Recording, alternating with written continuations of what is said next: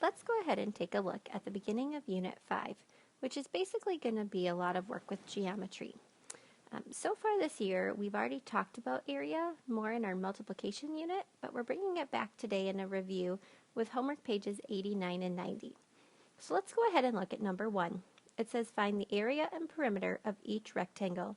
Area is the total amount of space covered by the rectangle. I would also say it's the number of squares inside the rectangle. Perimeter is the distance around the rectangle. So one of the things that we're trying to get students to understand is that when you look at the perimeter, we're adding all four sides together.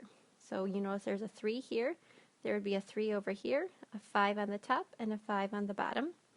Our area is we're looking at how many squares are on the inside. So 3 times 5, or 1, 2, 3, 4, 5, 6, 7, 8, 9, 10, 11, 12, 13, 14, and then 15. So let's look at letter A and figure out first our perimeter.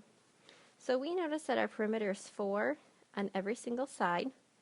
So in this case, we can say our perimeter is 4 plus 4 plus 4 plus 4. Or, because this happens to be a perfect square, you can say 4 times 4 for the perimeter. But just don't want to confuse that with area, so it might make more sense to still add it. And then our area is now when we multiply 4 times 4, and then we use the word square units to show that we found the area. Looks like at B, the perimeter, we have 2 sides that are 4 and 2 sides that are 6. Add that together, we get 20 units. Area this time, 4 times 6. And again, we want to say square units. And C would be the same. The big hint for the challenge here is that you're going to have to do a little bit of work. We have the information that we need to know. We know that one side is 8, and we know the other large side is 8. So if we take a look and we know that this side is 3, well, we know that the other side has to be something plus 3 equals 8, because our bottom is 8. That tells me that this top part is 5. And if we look on the other side, we know this section is 2. We need 2 plus something to equal 8, so it's going to be 6. So now we can figure out our area. So we have 5 plus 2 plus 3 plus 6, and then plus those 2 8s that were given. So students might be able to quickly see that these together equal 10. These together equal 16. We have 26 plus 6 more equals 32 units. To figure out the area, we basically want to put this into 2 rectangles.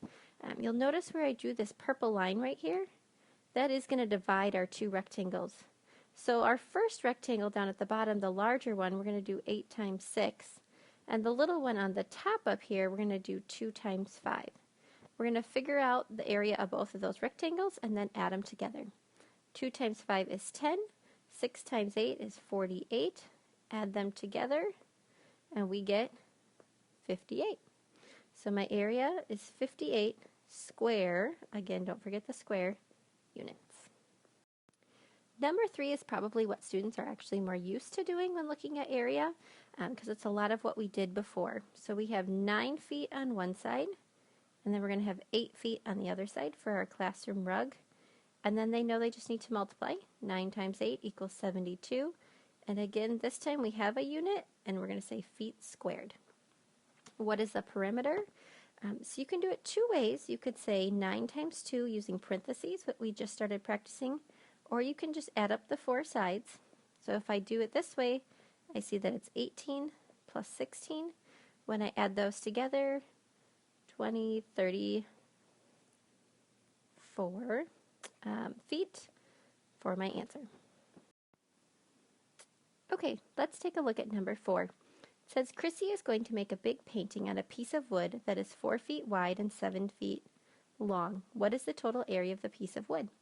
So if I go ahead and draw myself a picture, I have my 4 feet and I have 7 feet. I know that I'm going to have to multiply them. 4 times 7 equals 28, and because I'm doing area, it's going to be feet squared. What is the perimeter? I'm going to use those parentheses again. So 2 times 4 plus 2 times 7, and then I know 2 times 4 is 8, plus 14 which is going to give me 22 feet for my answer. And last but not least, number 5, the school playground measures 465 feet by 285 feet. What is the perimeter of the playground? So I'm not figuring out area. You may not need a picture for this one. So I'm going to go ahead and I'm going to just write up my equation. 2 times 465 plus 2 times 285. Students have done a lot of work with the standard algorithm that we just finished up in our Unit 4. So it may be easiest to just put these numbers on top of each other and have students add them. 5 plus 5 is 10. So 10 plus 60 is 130. 100 plus 400 plus 400, 900. So I'm going to put my 930 over here. And then I have 285 plus 285. Again, 5 plus 5 is 10. 8 plus 8 is 16, plus 10 is 17, or 170. And 100 plus 200 is 500. And so when I put these together, right here I can see that's 100. And right there I can see that's 1400. 1400 plus 100, 1500. I'm going to put my unit of feet.